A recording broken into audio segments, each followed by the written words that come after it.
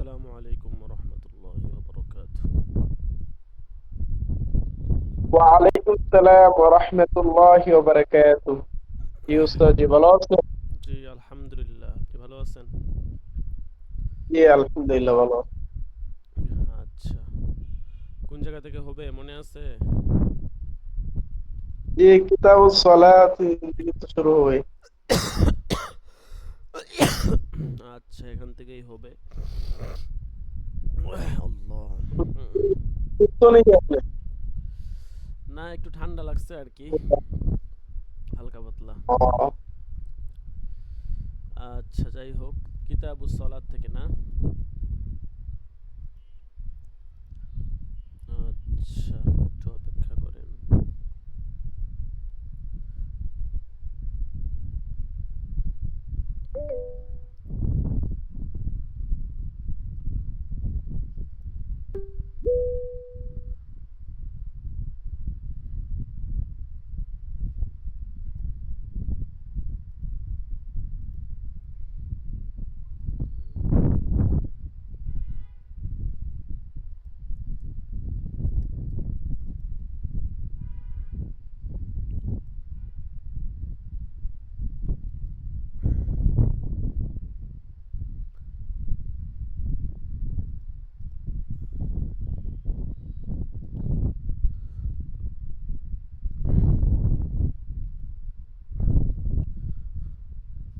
আল্লাহু আকবার।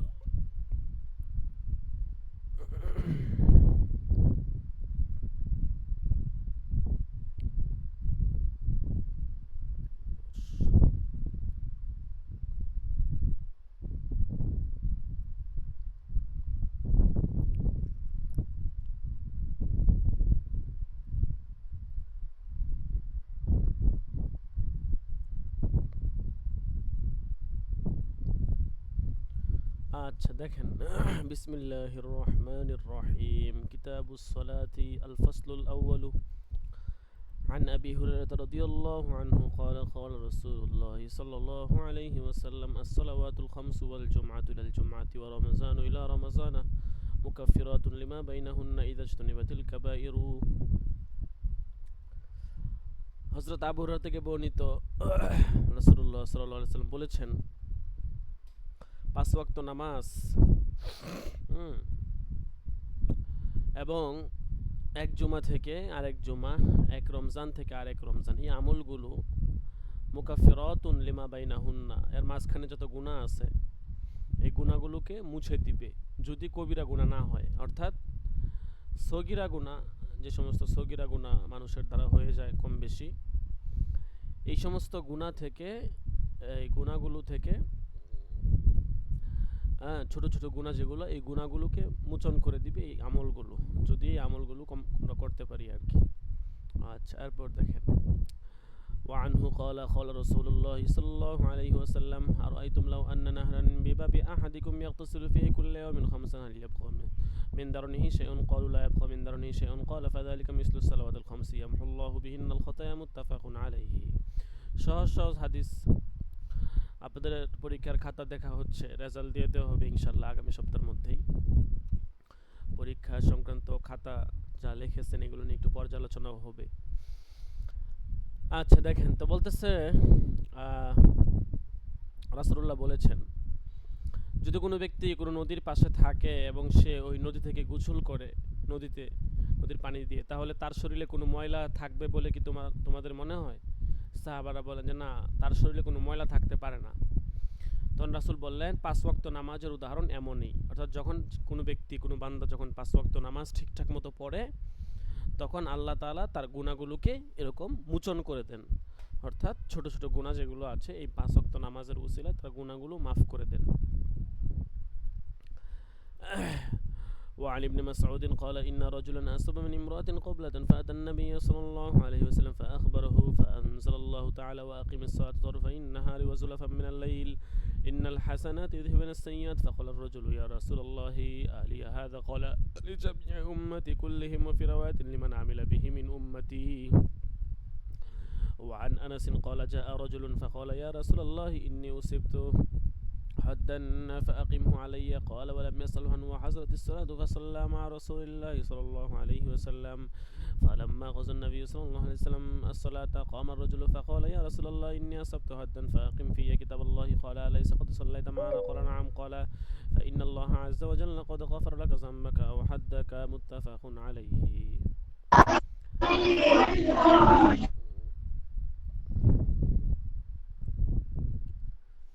দেখেন এখানে বলতেছে যে পাঁচ ওয়াক্ত নামাজের ফজিলত সম্পর্কে এই হাদিসগুলো একজন সাহাবীর এক সাহাবীর কথা বর্ণিত আছে। হ্যাঁ, তো ওই সাহাবী আপনার উনি কোনো একটা অপরাধ বা করেছিলেন, যেখানে হদ বলা হয়েছে আর কি। তো রাসূলুল্লাহর কাছে শাস্তি চেয়েছিলেন, তখন আল্লাহ রাসূল বলেছেন, কিছু বলেন নাই। তখন নামাজে দাঁড়ায় গেছেন আল্লাহ রাসূল, সাহাবীও নামাজ পড়ছেন। তখন নামাজের পর আবার ওই সাহাবী জিজ্ঞাসা করলেন যে আমি যে গুনাহ করেছি, গুনার কারণে বা যেই হদ আমি শাস্তি পাওয়ার যোগ্য, এই শাস্তি আমার উপর আপনি প্রয়োগ করুন। তখন রাসূলুল্লাহ বললেন আলাইসা কদ সাল্লাইতা মা'ানা, তুমি কি আমাদের সাথে নামাজ পড়োনি? তখন সে ব্যক্তি বলল জি পড়েছি। তখন আল্লাহ রাসূল বললেন যে তোমার গুনাহসমূহ আল্লাহ তাআলা ক্ষমা করে দিয়েছেন, অর্থাৎ এই নামাজের উসিলায় তোমার গুনাহ বা তোমার হদ শাস্তি আল্লাহ ক্ষমা করে দিয়েছেন। আচ্ছা, এরপর দেখেন, সব হাদিসের তরজমা তো সম্ভব না, আমরা নিয়ত করছি মিশকাতুল মাসাবি এটা শেষ করব, এই জন্য একটু বেশি বেশি করে পড়তে হবে। প্রায় আপনার হচ্ছে যে তো 200 পৃষ্ঠার কাছাকাছি আছি, 450-500 পৃষ্ঠা নাগাদ পড়তে হবে আর কি। দেখেন وعن ابن مسعود قال سألت النبي صلى الله عليه وسلم أي الأعمال أحب إلى الله تعالى قال الصلاة لوقتها قلت ثم أي قال بر الوالدين قلت ثم أي قال الجهاد في سبيل الله قال حدثني بهن ولو استزدته لزادني متفق عليه وعن جابر قال قال رسول الله صلى الله عليه وسلم بين العبد وبين الكفر ترك الصلاة رواه مسلم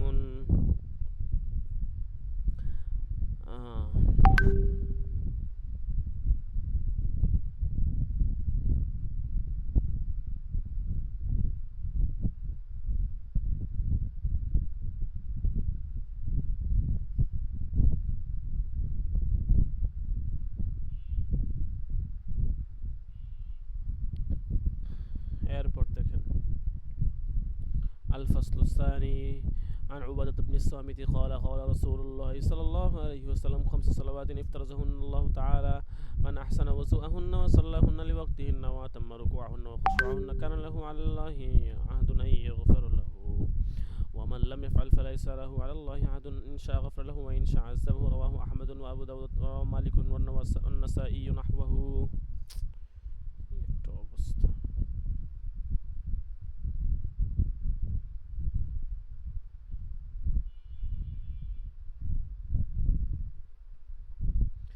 আপনি নিজে নিজে ট্রাই করেন, ঠিক আছে? এখানে তো ক্যামেরা অপশন আছে, ক্যামেরা অপশন থেকে ছবি তুলে পিডিএফ করেন, ঠিক আছে? আপনি নিজে নিজে ট্রাই করে দেখেন পারেন কিনা, এখানে তো ভিডিওতে সব কিছু বলা হয়েছে।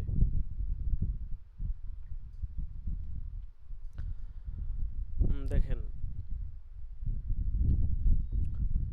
وعن أبي أمامة قال قال رسول الله صلى الله عليه وسلم صلوا خمسكم وصوموا شهركم وأدوا زكاة أموالكم وأطيعوا أمركم تدخلوا جنة ربكم رواه أحمد والترمذي وعن عمرو بن شعيب عن أبيه عن جده قال قال رسول الله صلى الله عليه وسلم مروا أولادكم بالصلاة وهم أبناء 7 سنين واضربوهم عليها وهم أبناء 10 سنين وفرقوا بينهم في المضاجع رواه أبو داود كذا رواه في شرح السنة عنه।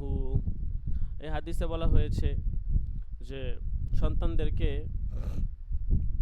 আপনার 7 বছর বয়সেই নামাজের আদেশ করার জন্য, অর্থাৎ সন্তানরা যেন 7 বছর বয়সের তারা নামাজ পড়ে, নামাজের আদেশ করতে হবে। এবং 10 বছর বয়সে তখন হচ্ছে যে যদি নামাজ না পড়ে তাহলে এটার জন্য তাদেরকে প্রহার করা যাবে এবং তাদের বিছানা আলাদা করে দিতে হবে, ঠিক আছে? এটা একটা মূলনীতি, এই নীতি অনুযায়ী আমাদের মানতে হবে, এই নীতি সবাইকেই রক্ষা করতে হবে, এটা হাদিসের ভাষা। رواه أبو داود وكذا رواه في شرح السنة عنه وفي المصابيح عن سبرة بن معبد وعن بريدة قال قال رسول الله صلى الله عليه وسلم عهد الذي بيننا وبينهم الصلاة فمن تركها فقد كفر رواه أحمد الترمذي والنسائي وابن ماجه.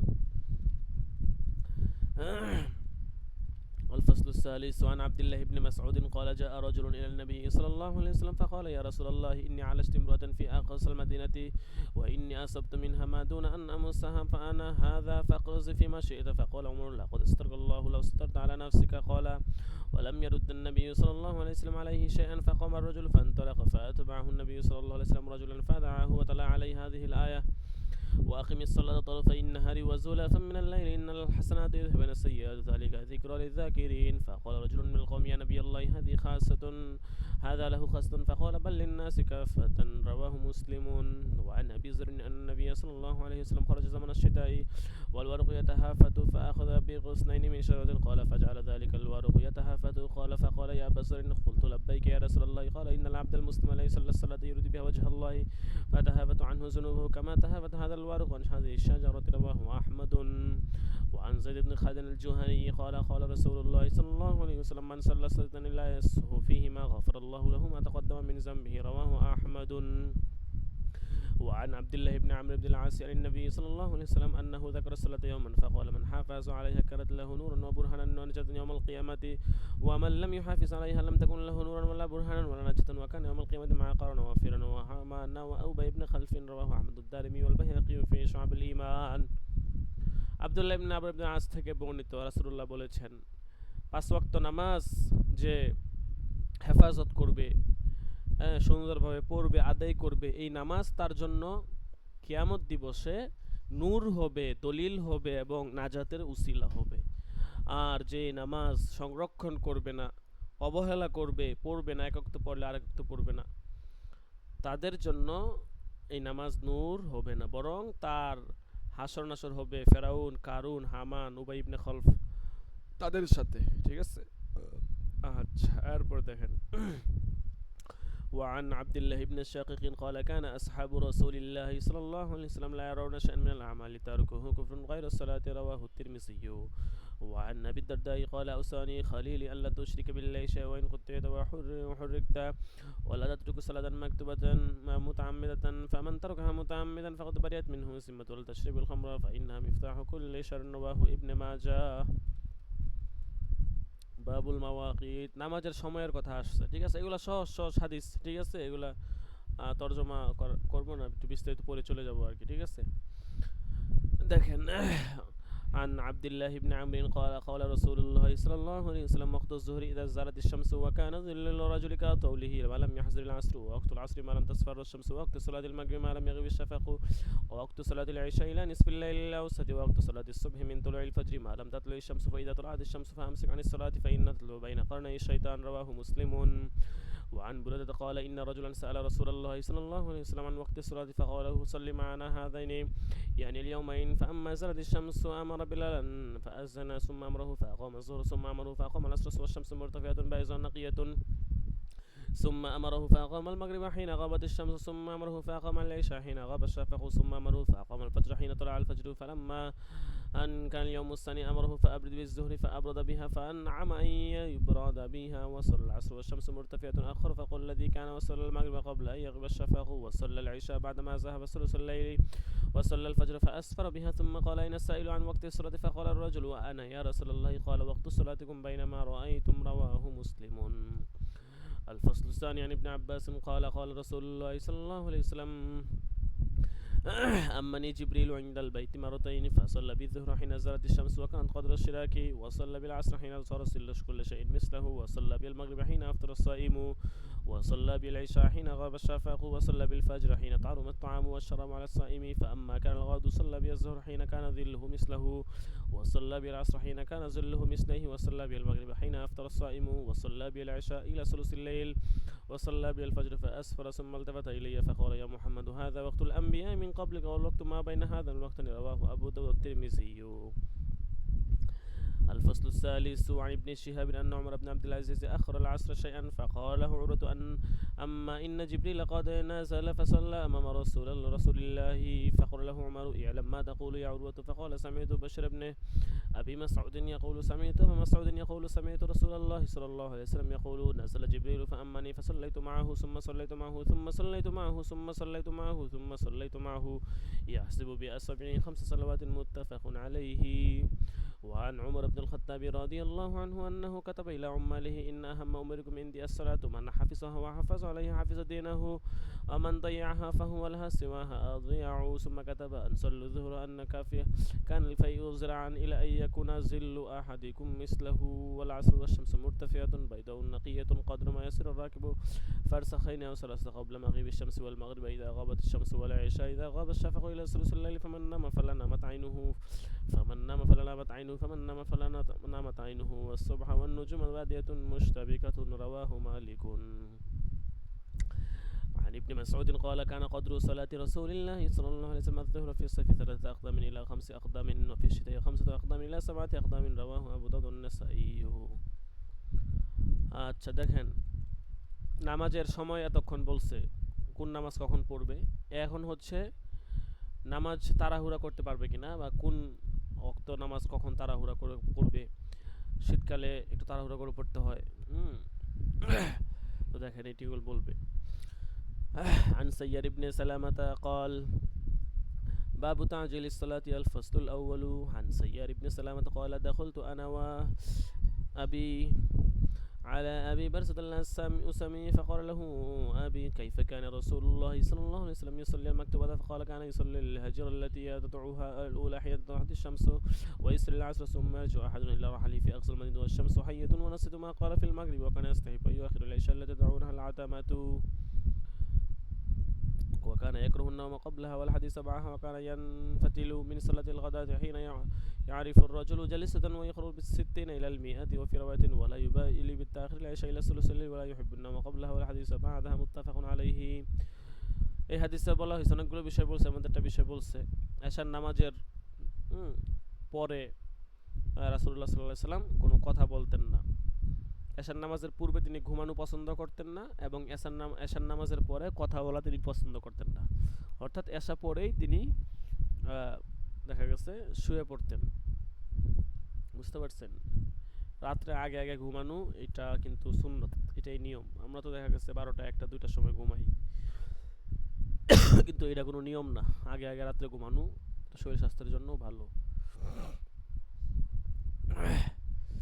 وعن محمد بن عمرو بن الحسن بن علي قال سألنا جابر بن عبد الله عن صلاة النبي صلى الله عليه وسلم فقال كان يصلي الظهر بالهاجرة والعصر والشمس حية والمغرب إذا وجبت والعشاء إذا كثر الناس عجل وإذا قلوا أخر والصبح بغلس متفق عليه.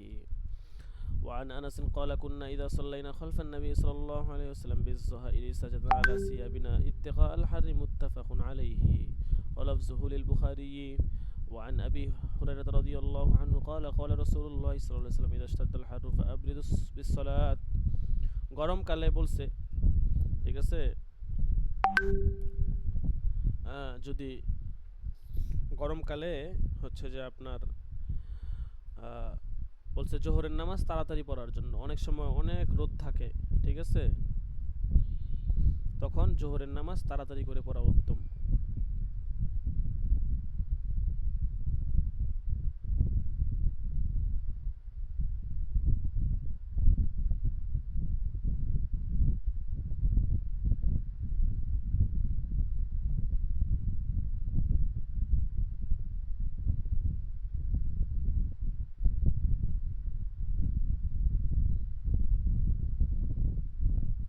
বুঝতে পারছেন? দেখেন وفي رواية للبخاري عن أبي سعيد بالزهر فإن شدة الحر من فيح جهنم واشتكت النار إلى ربها فقالت ربي أكل بعض بعضا فأذن لها بنفسين نفس في الشتاء ونفس في الصيف أشد ما تجد من الحر وأشد ما تجدون من الزمهرير متفق عليه. وفي رواية للبخاري فأشد ما تجدون من الحر فمن سموها وأشد ما تجدون من البرد فمن حريرها.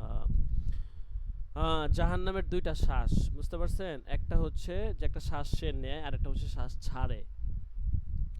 তো যখন সে শ্বাসটা নেয় তখন এটা মূলত শীতকাল বলছে। যখন শ্বাস নেয় সব টেনে নেয়, গরমটাকে টেনে নেয়। আর যখন শ্বাসটা ছাড়ে এটাই হচ্ছে প্রচণ্ড গরমকাল। বুঝতে পারছেন? এই জন্য গরমকালে বলা হয়েছে জোহরের নামাজ তাড়াতাড়ি পড়ার জন্য।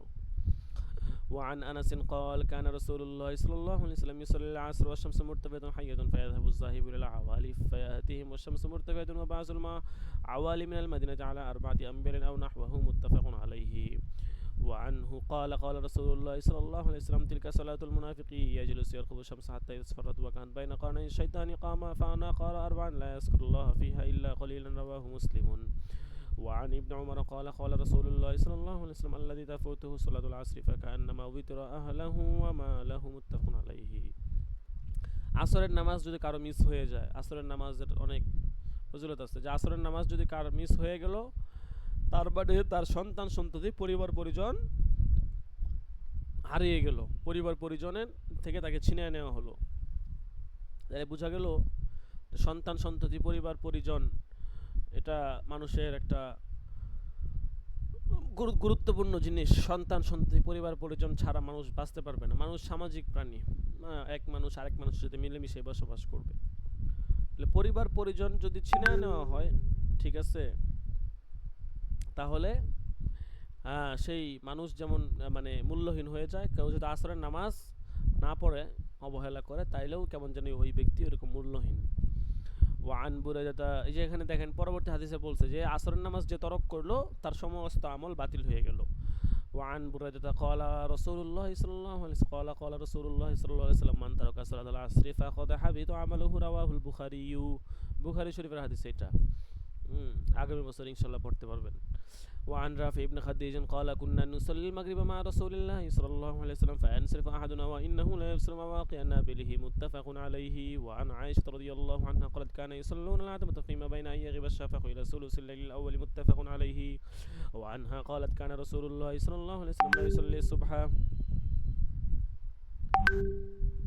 فينصرف النساء متلفعات بمروتهن ما يعرفن من الغلس متفق عليه.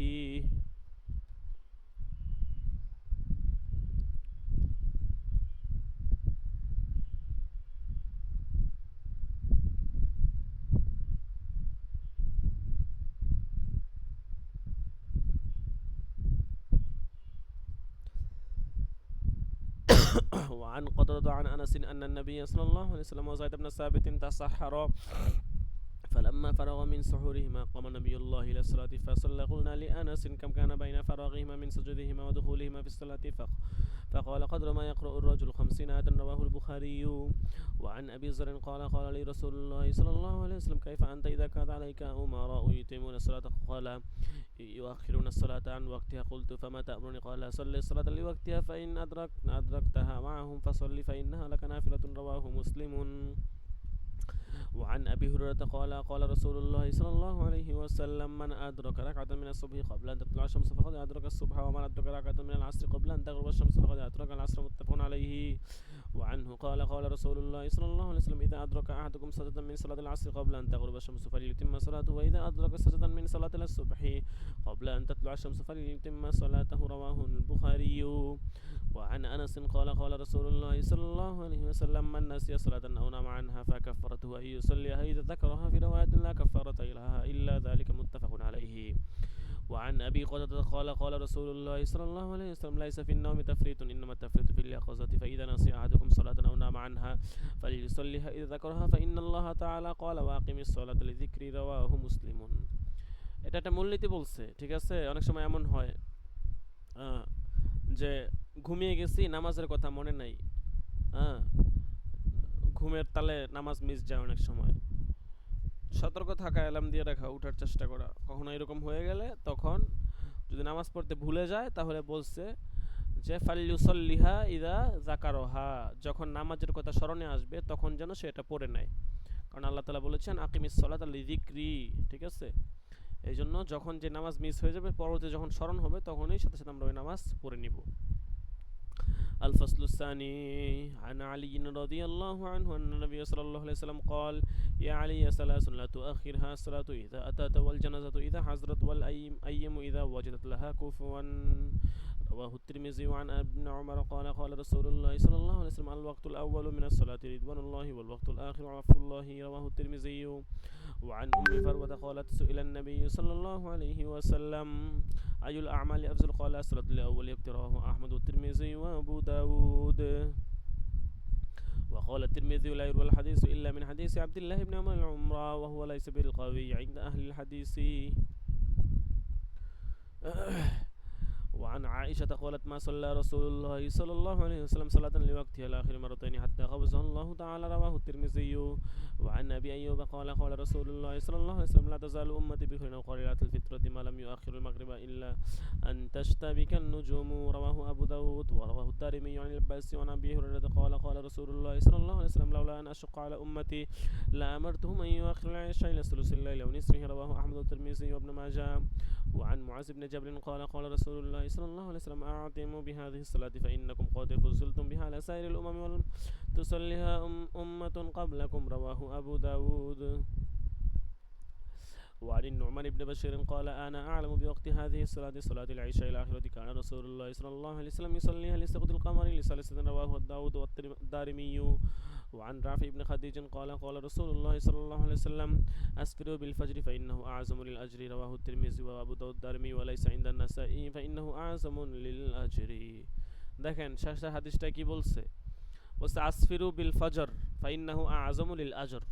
হাদিসে আসছে রাফি ইবনে খাদিজ থেকে বর্ণিত, রাসূলুল্লাহ সাল্লাল্লাহু আলাইহি ওয়াসাল্লাম বলেছেন তোমরা ফজরের নামাজ দিন মানে যখন দিনের আলো রাতের অন্ধকার গিয়ে যখন ভোর চলে আসবে তখন তোমরা ফজর পড়বে, অর্থাৎ দিনের আলোতে সূর্য না ওঠার আগেই যখন মনে করেন দিনের আলোটা অনেক বেশি থাকবে এরকম দিনের আলোতে তোমরা হচ্ছে ফজরের নামাজ আদায় করবে। রাসূল সাল্লাল্লাহু আলাইহি ওয়াসাল্লাম বলেছেন যে এই দিনের আলোতে যদি ফজর আদায় করো ফাইন্নাহু আযমু লিল আজর, বিনিময়ের ক্ষেত্রে এটা অনেক বড়।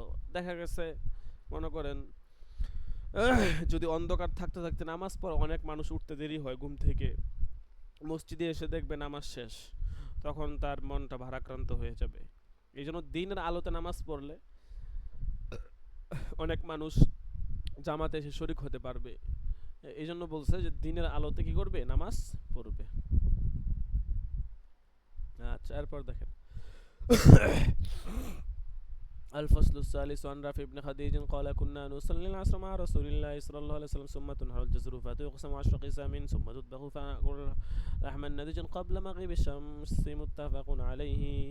وعن عبد الله بن عمرو قال مكثنا ذات ليلة ينتظر رسول الله صلى الله عليه وسلم صلاة العشاء إلى آخرة فخرج إلينا حين ذهب ثلث الليل أو بعده فلا ندري أشيء شغله في أهله أو غير ذلك فقال حين خرج إنكم لتنتظرون صلاة ما ينتظرها أهل دين غيركم ولولا أن يسخل على أمتي لصليت بهم هذه الساعة ثم أمر المؤذن فأقام الصلاة وصلى رواه مسلم.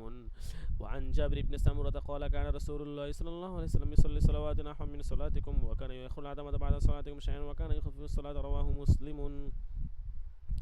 وعن أبي سعيد قال صلينا مع رسول الله صلى الله عليه وسلم صلاة العتمة فلم يخرج حتى مزوا نحو من شطر الليل فقال خذوا مقاعدكم فأخذنا مقاعدنا فقال إن الناس قد صلوا وأخذوا مضجعهم وإنكم لن تزالوا في صلاة من تترون الصلاة ولولا ضعف الضعيف والسوق مستقيم لا قرت هذه الصلاة إلى شطر الليل رواه أبو داود النسائي.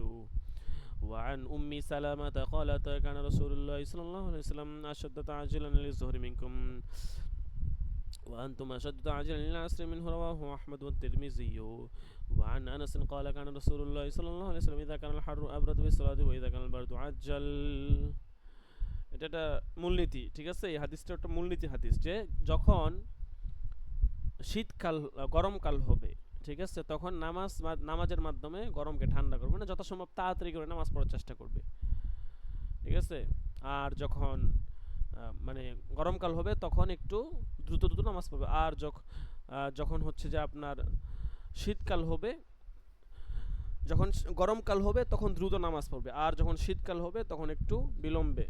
এটা হচ্ছে যে আপনার যদি গরমকাল হয় গরমকালের ক্ষেত্রে জোহরের নামাজটাকে একটু তাড়াতাড়ি পড়ার কথা বলা হয়েছে আর কি, ঠিক আছে।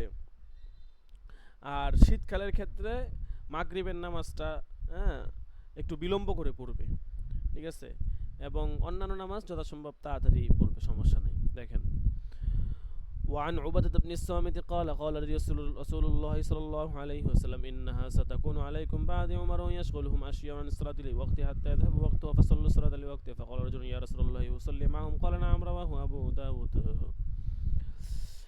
وعن خبيثة بن وقاص قال قال رسول الله صلى الله عليه وسلم يكون عليكم أمراء من بعد يؤخرون الصلاة فهي لكم وهي عليهم فصلوا معهم ما صلوا القبلة رواه أبو داود. وعن عبيد الله بن عدي بن الخيار أنه دخل على عثمان وهو محصور فقال إنك إمام عامة ونزل بك ما ترى وسل لنا إمة فتنة ونتخرج فقال الصلاة أحسن ما يعمل الناس فإذا أحسن الناس فأحسن معهم وإذا أساءوا فاجتنب إساءتهم رواه البخاري. আচ্ছা, নামাজের সম্পর্কে আলোচনা, নামাজ কখন দ্রুত পড়বে কখন তাড়াহুড়া করে পড়বে, এ ব্যাপারে কয়েকটা মূলনীতি আছে, ইখতিলাফ আছে, এগুলো ইনশাআল্লাহ পরবর্তীতে সুযোগ পেলে বলা হবে,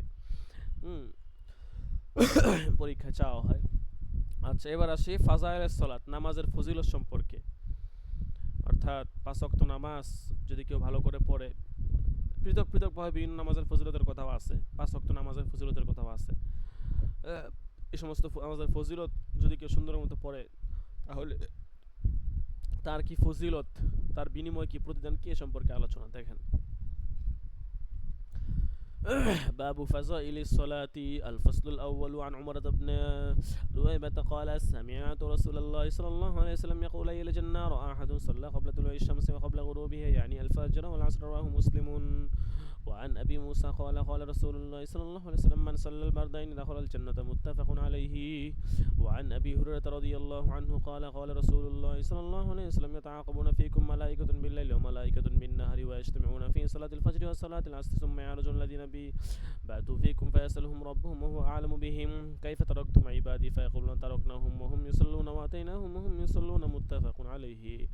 وعن جد بن القاسري قال قال رسول الله صلى الله عليه وسلم من صلى صلاة الصبح فهو في ذمة الله فلا يطلبنكم الله من ذمته بشيء فإنه من يطلبه من ذمته بشيء يدركه حتى ثم يكبه على وجهه في نار جهنم رواه مسلم. وفي بعض نسخ المصابيح القشيري وببدل القاسري.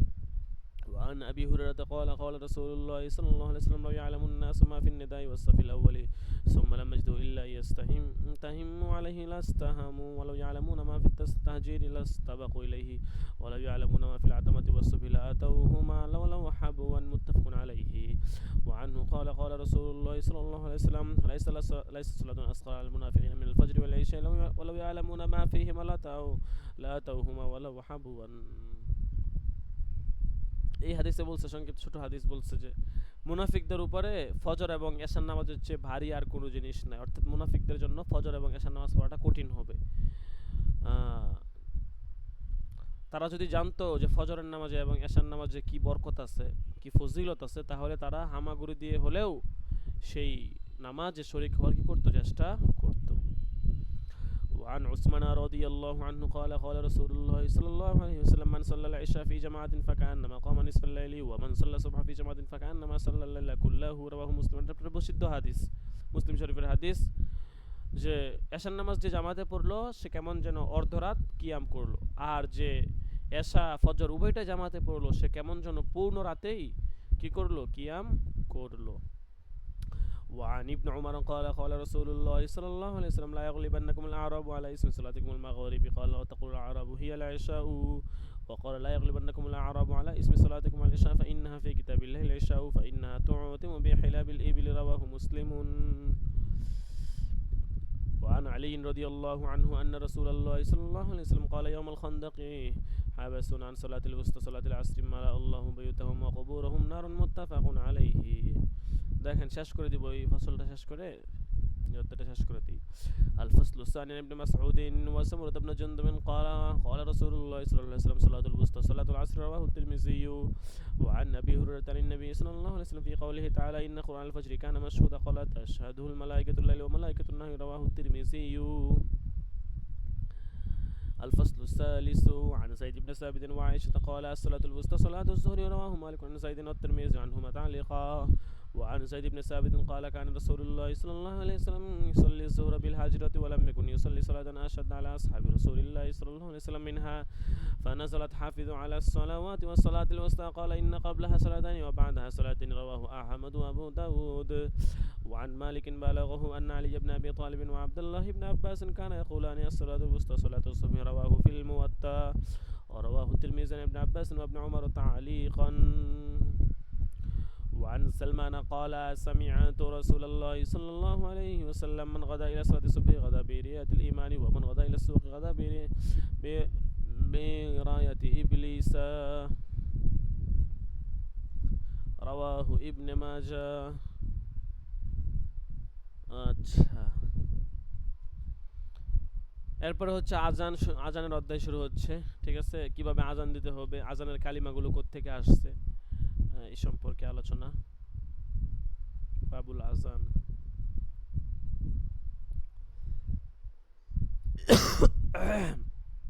এখন থেকে ইনশাআল্লাহ নিয়মিত ক্লাস হবে ঠিক আছে আজকে তো হচ্ছে আপনার 48 নাম্বার সবক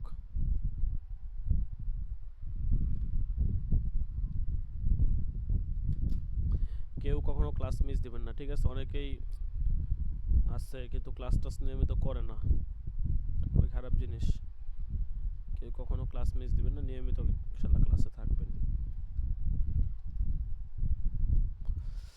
আচ্ছা হাজিরা ডাকা হবে হাজিরার পরে ইনশাআল্লাহ দরস শেষ হবে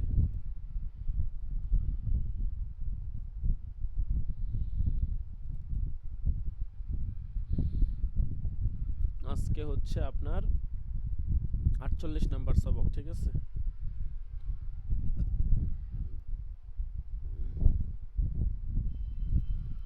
মেহেদী হাসান লাব্বাইক মুহিবুল্লাহ লাব্বাইক মোহাম্মদ আলী আছে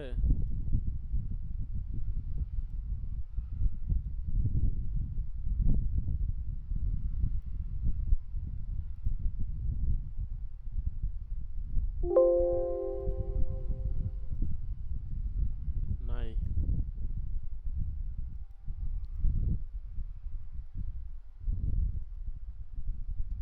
তারপর হচ্ছে তামিম আদনান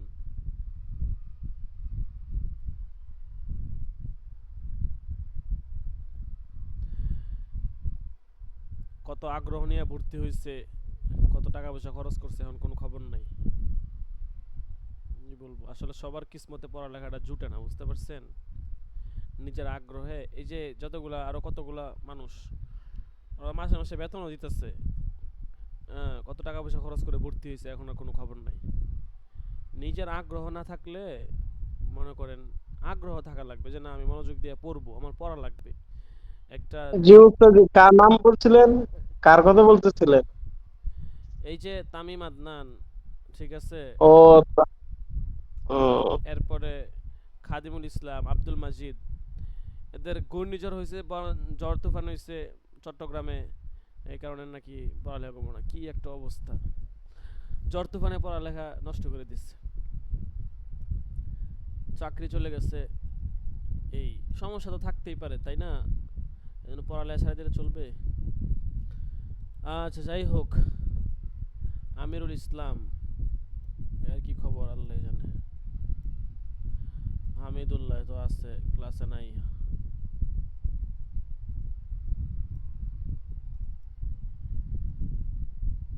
রিফাত হাসান রিফাত তো আছে আব্দুল আজিম